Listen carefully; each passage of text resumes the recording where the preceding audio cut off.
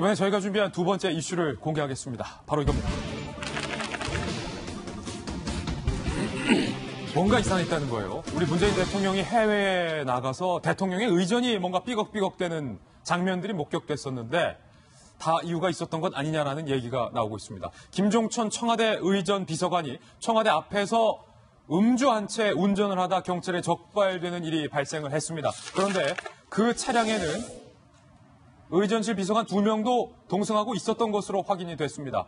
경찰에게 적발이 됐다고까지 하니까 그것도 청와대 앞에서 지금 이 차량이 김종천 의전 비서관이 직접 음주를 한 채 효자동 한 골목에서 차를 운전하고 몰고 나오고 있는 그런 모습입니다. 대리운전 기사를 불렀음에도 김종천 의전 비서관이 직접 운전을 했다라는 사실인데 이 사건 박소영 기자가 상세히 취재했죠. 네, 그렇습니다. 지금 저렇게 운전을 해서 청운동 주민센터 앞 횡단보도에서 대기하고 있다가 경찰에 적발이 됐습니다. 당시 혈중 알코올 농도가요 0.12% 그러니까 면허 취소 수준이었습니다. 네. 네, 당시 이 김 비서관은 1차, 2차 회식을 자신의 직원들과 함께 한 상태였고요. 2차 회식 후에 1차 음식점에 차를 세워놓고 있다가 이 차를 가지고 대리운전 기사가 좀 잘 찾을 수 있는 곳으로 이동을 하기 위해서 잠시 운전을 했다. 이렇게 해명을 한 상태였습니다. 예, 김병현 박사님. 네.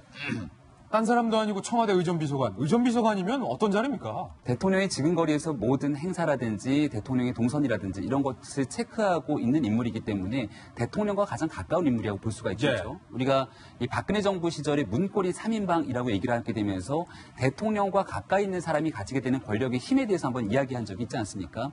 김종천 의전비서관 같은 경우는 청와대의 지금 가장 핵심 실세다 얘기하고 있는 임종석 비서실장과는 굉장히 막연한 사이입니다. 예. 그러니까 임종석 실장이 한양대 총학생회장으로서 전대협 의장 시절부터 많은 국민에게 회자가 됐는데 그 당시부터 임종석 실장과 연을 맺어왔기 때문에 이번에 과거 행정관에서 의전비서관으로 승진하게 된 배경에도 임종석 실장의 힘이 어느 정도 작용한 것이 아니냐 이런 분석들이 있었거든요. 그러니까 한양대 운동권 동지이자 후배이자 임종석 라인이다. 네, 그렇게 봐도 뭐 무방할 것 같다는 생각이 드는데요.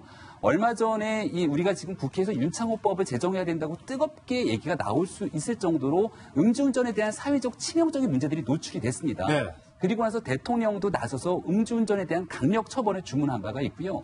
바로 직전에 윤창호법 제정에 앞장섰던 국회 이용주 의원이 본인 스스로가 나서서 음주운전을 하다 보니까 도대체 믿을 수가 없다라고 하는 사회적 여론들이 많이 촉발됐잖아요.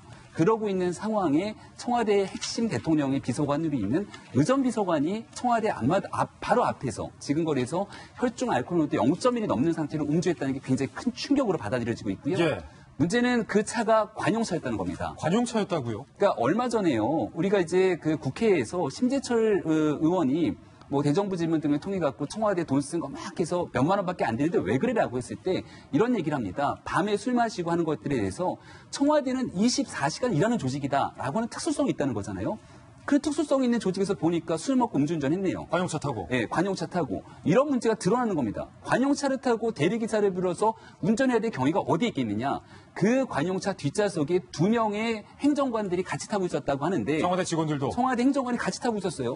근데 이들에 대해서는 음주운전 방조 혐의에 대해서 제대로 조사조차 하지 않고 돌려보냈다라고 하는데 경찰이 돌려보냈다. 총체적인 청와대 공직 기강에 대한 회의가 있는 상황이라 이 문제 도대체 어디서부터 책임져야 될지 따져먹지 않을 수 없습니다. 그 차가 관용차였으면 겉으로 보기에도 네. 경찰이 음주운전 적발했을 때 이 차 관용차구나.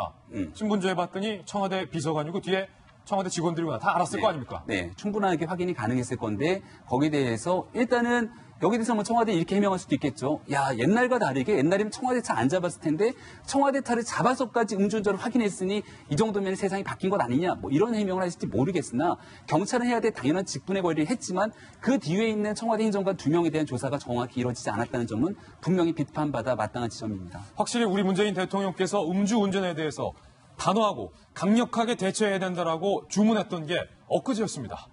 직접 들어보시죠. 음주운전 사고는 실수가 아니라 살인 행위가 되기도 하고 다른 사람의 삶을 완전히 무너뜨리는 행위가 되기도 합니다. 음주운전은 습관처럼 이루어지고 있습니다. 이제는 음주운전을 실수로 인식하는 문화를 끝내야 할 때입니다.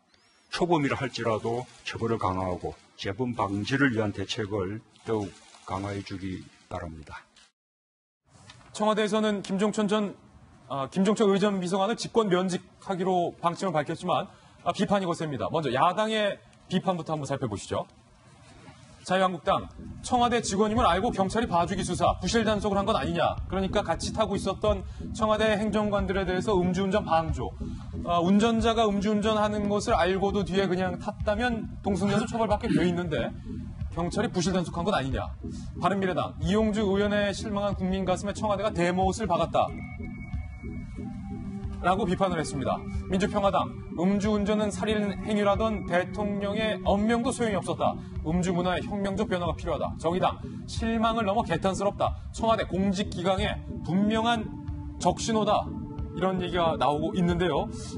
오늘 조간신문에서 박소영 기자, 조선일보, 중앙일보 등등 이 사건에서 일제히 지금 사설을 썼는데 어떻습니까, 내용이? 네, 지금 분위기는 지금 청와대 기강, 공직기관 전혀 문제가 있다라고 지금 일제히 비난을 하고 있습니다. 특히 조선일보 같은 경우에는 이 임종석 비서실장, 아무래도 임종석 비서실장의 오른팔이다 이런 얘기가 나오다 보니까 그런 것 같은데요. 임종석 비서실장이 자신의 SNS에 하얀 눈을 보면서 만주와 대륙을 떠올렸다라고 하면서 이 남북철도 연결 공동사업에 대한 그 감상문을 썼다라고 하면서 지금 이런 일을 할 때냐라고 비판을 했고요. 민정수석 역시 SNS를 통해서 자신의 글을 올린 것과 관련해서 청와대 기강이 이렇게 해이해졌는데 이에 대해서 책임을 통감하고 어떤 말을 하는 게 아니라 정작 자기들이 어떤 일을 했는지를 얘기하기 바쁘다. 이 일에 대해서는 전혀 언급하지 않고 있다라고 하면서 지금 청와대가 운동권 동아리냐라고 지적을 했고요. 예. 중앙일보 같은 경우에는요. 얼마 전에 또 있었잖아요. 청와대 경호처 5급의 음주 폭행. 예. 이렇게 얘기를 하면서 이게 어떻게 24시간 365일 일하는 조직이냐. 청와대가 술에 취했다. 이렇게 비판했습니다. 그렇군요. 청와대가 술에 취했다.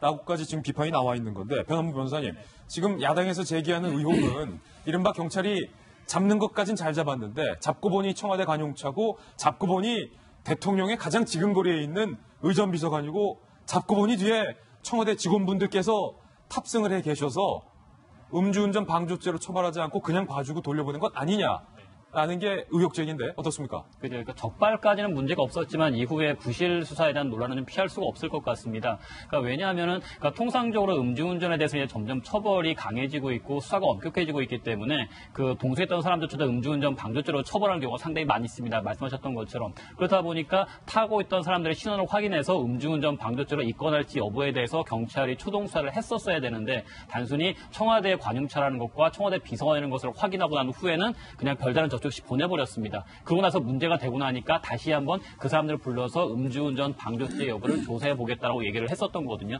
결국에 여론이 시끄러워지고 청와대에서 엄격하게 지시를 하다 보니까 또 상황이 달라지고 있는 분위기가 됩니다. 그다음에 경찰에서 아예 제대로 잡았으면 끝까지 수사를 완벽하게 했었어야 되는데 계속 눈치 보는 듯한 태도를 보이면서 권력기관이다 보니까 몸을 사린 것이 아니냐 그런 비판을 피할 수가 없을 것 같습니다. 예. 한 가지만 좀 말씀을 드리면 여기서 이제 30대, 40대가 좀 빠져요. 그리고 이제 중요한 거는 정의당을 지지하는데 현 정부를 지지했던, 즉 문 대통령을 지지했던 사람들이 상당폭 빠집니다. 네. 이 부분은 뭐냐면 민노총의 파업이라든가 이런 것과 연동이 되어 있고 특히나 진보 정책이 추진이 안 되는 것에 대한 어떤 불만 이런 부분이 있는 거죠. 그래서 이게 이제 보수 중도가 빠지는 축이 하나라 그러면 정책적인 어떤 부분에서의 불만을 갖는 진보 세력이 일부 빠지는 그런 장면이고 20대 호남은 오히려 최근에는 강세를 보이는 다시 회복되는 그런 장면에 있는 것이 현실. 알겠습니다. 자, 대통령 지지율과 관련된 얘기 좀 잠깐 해봤습니다.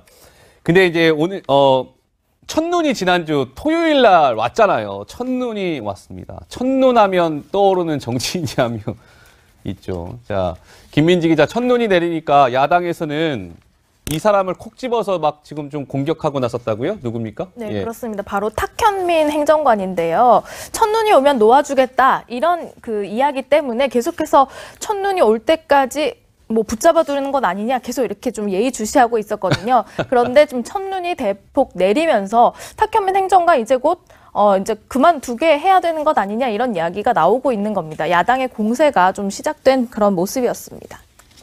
네. 그래서 오늘 아침 한국당에서는요, 이런 목소리까지 급기야 나왔습니다. 그 목소리 잠깐 듣고 오시겠습니다. 그 탁현민 행정관은 사실은 본인은 늘 조금 더 자유로운 삶을 살고 싶어 하는 분입니다. 학교로 돌아갔으면 했는데 제가 붙들었고요. 탁현민 행정관한테 조금 겨울까지는 좀 있었으면 좋겠다. 아울러 임종석 실장도 이인자로서 TXS 3 선글라스 끼고 국정올림픽 영웅 갈 생각이나 하지 말고 첫눈이 폭설로 옮아가면 탁현민 놓아준다는 약속이나 잘 지키세요.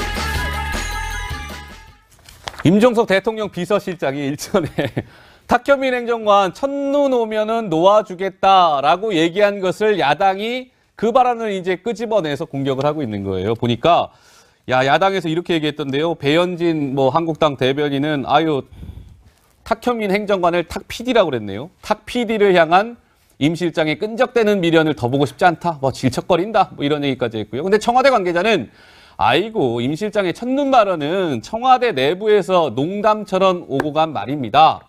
너무 그렇게 정색하고들 반응하지 마세요. 이렇게. 근데 이제 임종석 실장이 이렇게 시적으로 얘기하는 것도 사실 어떻게 보면은 좀 적절치 않은 부분도 좀 있지만 예. 탁현민 지금 행정관이잖아요. 행정관이죠. 그렇죠. 이 부분을 이렇게 야당의 어떤 원내대표가 줄기차게 그것도 몇 개월에 걸쳐서 거의 전 야당이 계속 돌아가면서 이 얘기를 할 정도로 탁현민 행정관이 뭔가를 잘하고 있거나 못하고 있거나 왜 이렇게까지 치중을 해야 되는지 저는 이게 국정에 아주 뭔가를 이제 가르는 그런 장면까지 지금 보여주는 그런 부분도 아니거든요. 근데 자꾸 정치 공세하고 그렇게 약속했으니 빨리 내보내줘야 되는 거 아니냐라고 할 정도의 어떤 무게감이나 비중감이나 또 중요도가 우리 국정 상황에서 있는 건지. 그리고 지금 잘하고 있다 그러면 좀 몇 개월 더 있어도 상관없지 않습니까? 그래서 이 부분에 대해서 너무 민감하게 하는 것도 정치적인 낭비다 이렇게 생각을 합니다. 예. 저는 이제 대통령 비서실장이 시적 표현보다는 SNS를 안 해야죠. 대통령의 참모는 대통령이 국민과 소통할 수 있도록 해야지 본인이 직접 소통에 나선다는 거는 과거에 있지 않았거든요. 네. 그리고 대통령 비서실장이라면 대통령 비서실장다운 화법이 필요한 겁니다. 예, 그렇기 때문에 이것이 두고두고 지금 첫눈이 왔는데 첫눈이 8cm 넘게 왔는데 그런데도 가만히 두냐 이런 이야기가 그래서 나오는 거고요. 또 전 정권까지만 해도 왕 실장이니 왕 수석이 나왔습니다만 이 행정관 한 사람 때문에 이렇게 정치가 희화화된다는 것. 이렇게 능력이 있어도 잠깐 내보냈다가 다시 채용해도 됩니다. 과거에 노무현 정부 때도 그런 일이 많았어요. 오히려 지금 청와대에서 이런 상황에서 탁현민 행정관이 공이 높다고 지금 승진 이야기까지 공공연하게 거론이 되기 때문에 오늘 첫눈 온 것을 들어서 또 야당이 발끈하고 나선 것이죠. 그러니까요. 지금 이제 이런 얘기인 거죠. 그러니까 김종천 청와대 대통령 의전비서관이 왜 지난주에 음주운전 하다가 적발돼서 사표를 냈고요. 바로 이제 즉각 수리가 돼서 이제 옷을 벗게 됐잖아요. 자, 그 전에 먼저 그러면 김민지 기자, 이 김종천 의전비서관이 어쨌든 음주 단속으로 옷을 벗게 됐는데 사실 그동안 보면 대통령 의전에 좀 구멍이 뚫린 거 아니냐라는 좀 비판이 있었었죠. 그렇습니다. 왜냐하면 대통령을 지근거리에서 보좌하는 만큼 어떤 동선이라든지 대통령의 한 행동 하나하나 뭔가 빈틈이 없어야 되는데 그런 빈틈들이 좀 몇 번 보였기 때문인데요. 그래픽으로 좀 준비를 해봤습니다.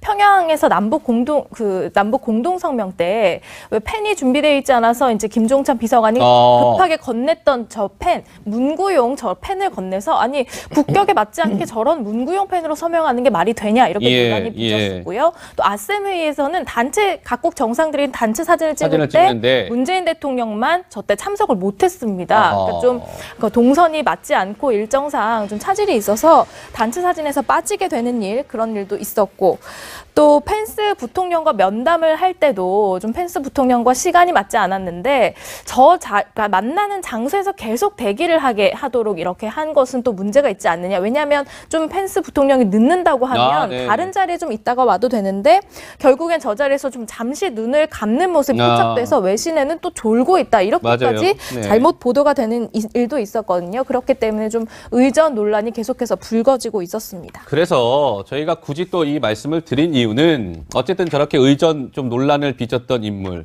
급기야 음주운전 단속으로 옷을 벗게 된 김종천 대통령 의전비서관. 그 자리가 어떻게 돼 있습니까? 지금 공석이잖아요. 그러니까 탁현민 선임 행정관이 혹시 이게 의전비서관으로 승진 기용되는 거 아니냐? 뭐 이런 관측까지도 조심스럽게 나온다는데요. 물론 그 인사 결과는 지켜봐야 될 것 같습니다. 예, 한번 상황을 보도록 하고요. 자, 탁현민 행정관 얘기를 잠깐 했는데요. 야당에서 또 탁현민 행정관 이외에 뭔가에 또 딱 그 타깃을 한 청와대 참모가 한 명 있습니다. 야당에서 말이죠. 누굴까요? 목소리로 확인해보고 돌아오시죠.